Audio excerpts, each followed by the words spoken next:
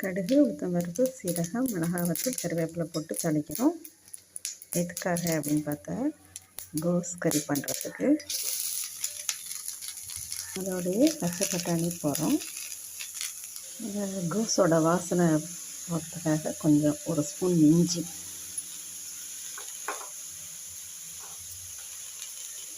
இதோட மஞ்சள்,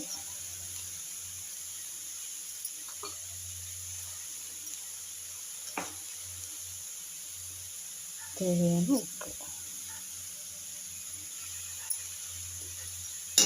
எல்லாம் போட்டு நல்லா கிளம்பிடுங்க.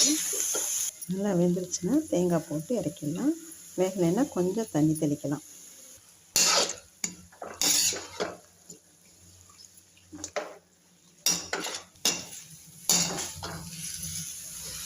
அருமையான கோஸ் ரெடி ஆகிடுச்சு.